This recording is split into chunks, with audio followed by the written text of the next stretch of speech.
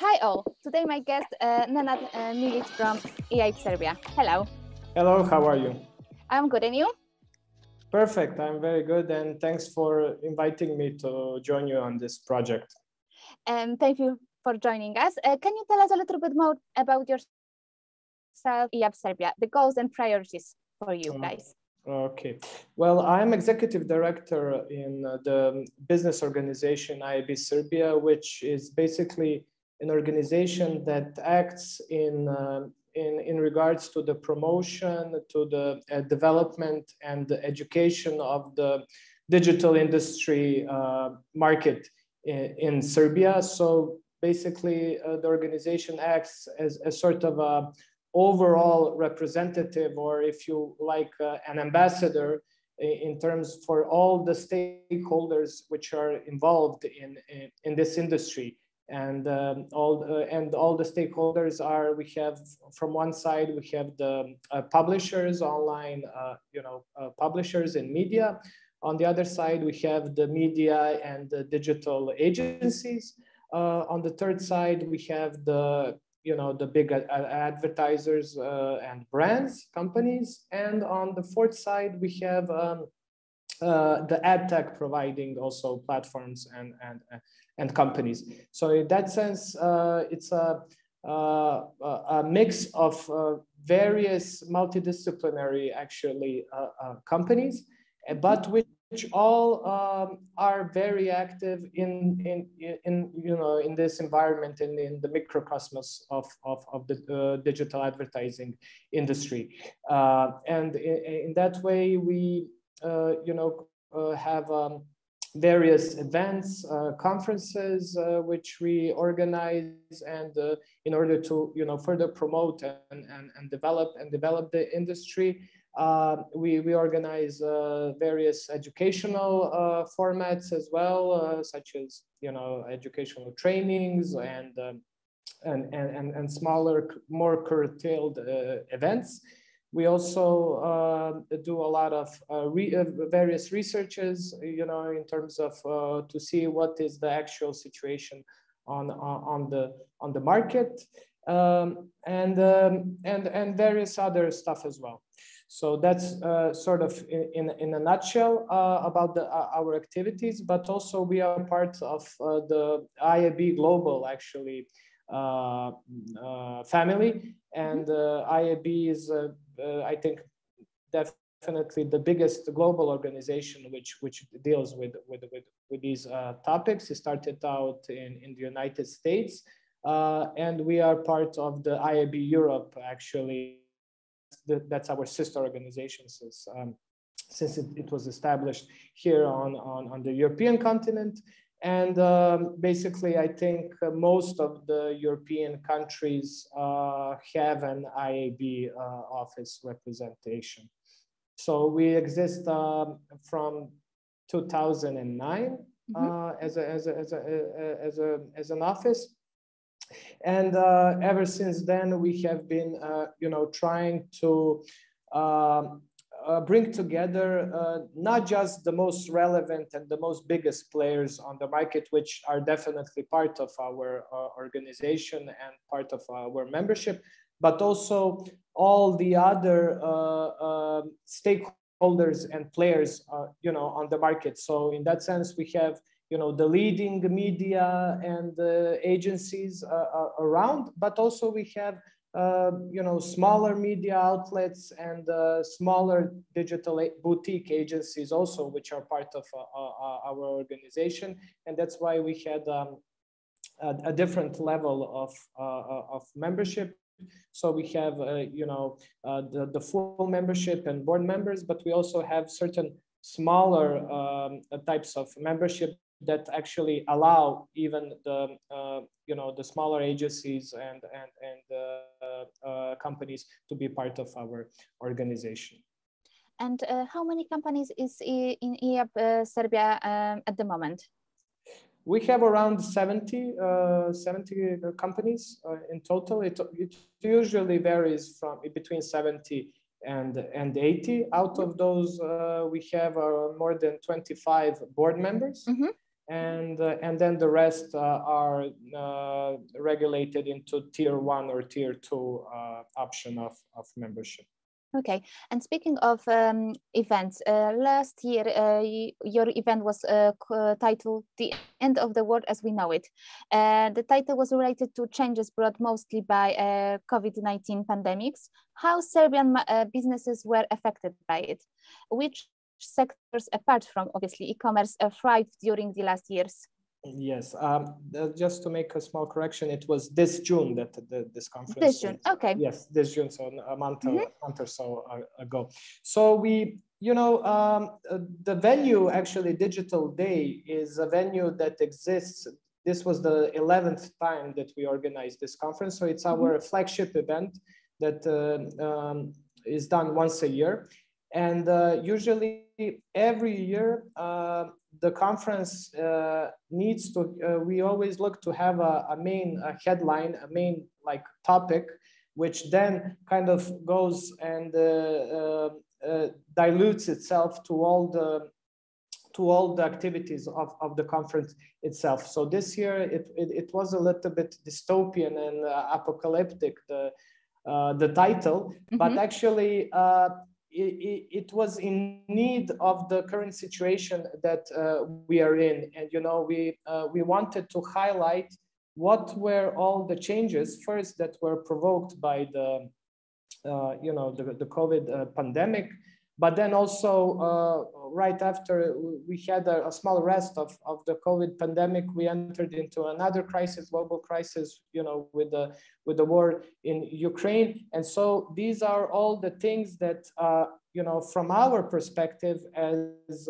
followers of, you know, the development of the digital industry, we wanted to present all these things and kind of to showcase what are all these changes involved in our, you know, in our market, and how not just the Serbian market, but also the regional and on the world scale as well, but also kind of showcase what are the things, you know, and the trends that are to be expected within the next time, provoked by these changes that were mentioned. So it was, let's say, a really large plethora of different topics, which we, you know, try to kind of bring together. And then, you know, all the things from, you know, the rise of these metaverses and the development and the investment of, you know, the big tech companies in you know, in their own versions of the metaverse, you know, the rise of the disturbances within the crypto market, and then you know, the rise of popularity of the NFTs and of the digital art scene, and, you know, the perspective of digital media consumption, and how media portals are now to be adjusting their businesses and their, you know, with the new tighter European and especially EU regulations on data monitoring and data gathering, and, you know, third party cookie pension and all these things. So it was kind of, even though we highlighted that the world was never going to be the same, I think the conference concluded on a positive note that these changes that happened are to be, you know, embraced,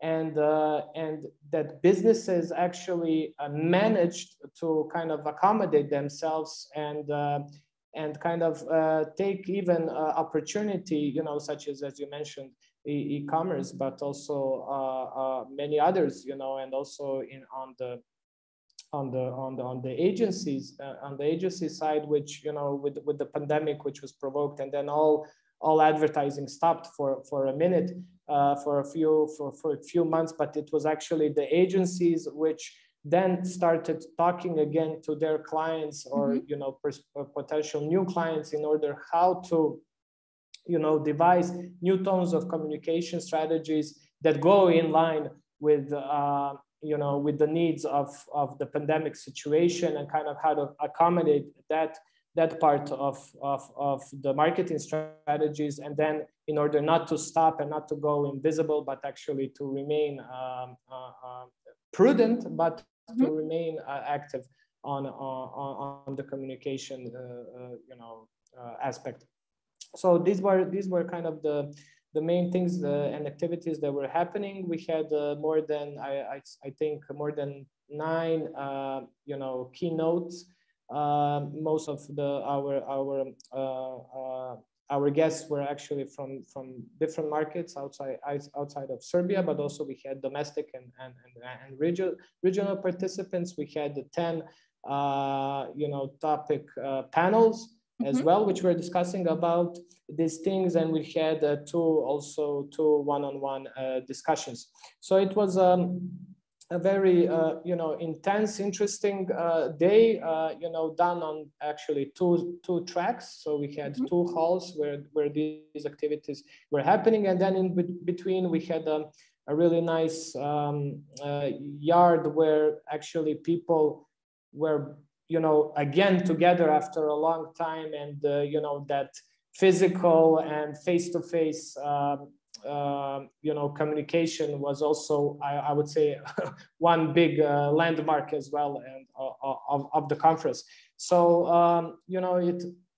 it really proved that events, even though we do all our things on the digital, and we strive to be present there, I think that at the end of the day, communication, in person-to-person communication, is, I believe, still not fully replaceable. Yes, that's what I wanted to ask you next about the face-to-face contacts. Do you think they are still like very important part of our life, in area of remote work, which we have now? But I see you definitely think it is very important for people to meet face-to-face.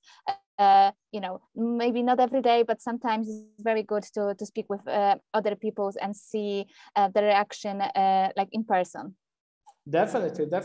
It's something that, also from, your own personal experience, that, even though, the video calls and meetings on, via the computer are maybe more easy, and you can, do them more easily from your house or from, some other location that you are at that moment.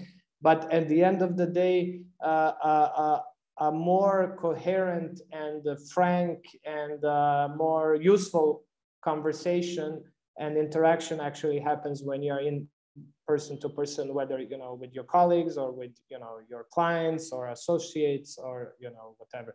So I think that even though we are supposed to use all these amenities that the digital scene and digital technologies provide to us, still I think certain things will still remain very relevant to us, such as in-person communication, for the years ahead as well. And like you mentioned, if you had a networking in a backyard, that also is a nice moment for people to just, catch up and see what's going on in their businesses. And speaking about the businesses, did the customers' expectations change during, like in a result of lockdown? Yes, I think first what we had here in Serbia, and actually we as an organization follow on a yearly level the ad expenditure called ADEX study, which actually monitors how much how much was invested in digital advertising on a yearly basis. And we have been conducting this research for more than 12 years now. And in Serbia, we have this very, very positive trend of 2-digit actually rise in each year, and this year I believe it was something like 28%. But even in the COVID era, which did have a sort of a negative impact on advertising, on the investment, even then it was around 20%. So we really noticed that, you know, businesses and some that actually haven't been active on the digital scene for, you know, well, not substantially at least, when the COVID hit, it was actually one of their few remaining outlets where they could reach and communicate with their audience and get into their target groups. So I would say that the big advertisers maybe held back a little bit of their investments, but then a lot of small to medium sized, you know, companies and enterprises actually started investing. You know, some of them maybe even by 100% rise because they weren't investing almost anything, you know, in their marketing strategies. So the consumers and actually the you know, customers on the other end started having much more options online, you know, in terms of buying stuff, but also in terms of doing things that they were actually doing, you know, physically, you know, from paying bills to, you know, going to, you know, the shops, to acquiring some other services, you know, to going and seeking more streaming services, maybe even paying for certain monthly, other monthly, you know, fees and charges that they weren't doing before. So it changed, I would say, drastically in terms of the behavior of the consumer, you know, and for us it was you know, a positive development in terms for us as an industry, because we really noticed here in Serbia that people really started turning more to online, not just for having fun and watching funny clips and you know, consuming media, but actually doing things online, buying things, making choices that were rather than attached to the physical world, now doing them more on the online. Okay, and which events and processes should companies in Serbia be also on the lookout for in the coming years? Well, I think there's, you know, those are actually the things that we discussed on our conference, you know. And for example, one of the very, very big topics was what are the position of brands in terms of, you know, now the creation of these metaverses, and how will brands be able to interact with, you know, consumers and customers in, you know, in the metaverse. And more people are talking about that brands will not just be able to directly, you know, seek ad space in the metaverse, but rather they will go with, you know, giving to the consumers some sort of substantial usefulness for, you know, certain features of the metaverse. And that would be, and that is the thing, that it wouldn't be just standard advertising, but rather that in terms of if you get that advertisement, you will get a feature within the metaverse for you to use and to have like an additional bonus, or, you know, something like that. So that was, for example, which was, you know, discussed. And brands really, it's still a very, very gray area, since, you know, the metaverse, even there's a lot of talk about it, but, you know, there was talk about it in, I think, also in the 90s, when, you know, the first book that mentioned called Snowfall, which actually mentioned the term metaverse. So Mark Zuckerberg actually did not invent this this term. It was mentioned some more than 30 years ago. And even then, you know, we were talking about dystopian surrounding of the physical world. And then that's when, you know, consumers and users actually then turn to the, you know, metaverse. I believe we have not reached in our present world, we have not reached that situation that we need to, you know, run away from our physical world in terms of to go to the metaverse. But at the same time, the metaverse itself is still not totally explain to us what it will look like, and still it's in its infant steps. So at the same time, there's a lot of hype about it, but still nobody knows exactly you know, how at the end it will look like. So brands are very interested in hearing you know, about the possibilities, and actually putting themselves one step ahead, you know, to be prepared, you know, once it comes over. So that was one of the, you know, one of the examples. Another example was, you know, the rise of the digital art scene, and you know, and the creation of these NFTs and all the hype that was created in that. And you know, it's a huge possibility, especially now the NFT market actually on one side generates value for its creators and you know, these artists, if you like to call them like that, on one side. But then on the other side, it also creates value for these speculators, and actually the ones who will be then trading, you know, these assets. So for the first time, you know, brands on one side have, you know, the creators to work with, but then also they can position themselves toward these traders, which will then, you know, either will provoke a rise of these NFTs, or you know, or the fall of the prices. So that was kind of the things I think that definitely companies, apart, you know, now from the traditional retail e-com topics, which are of course very, very, very, very important.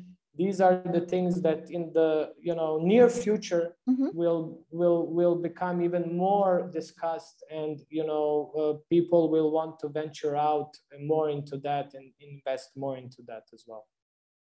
About the future, how will the model of doing business in Serbia change in the future?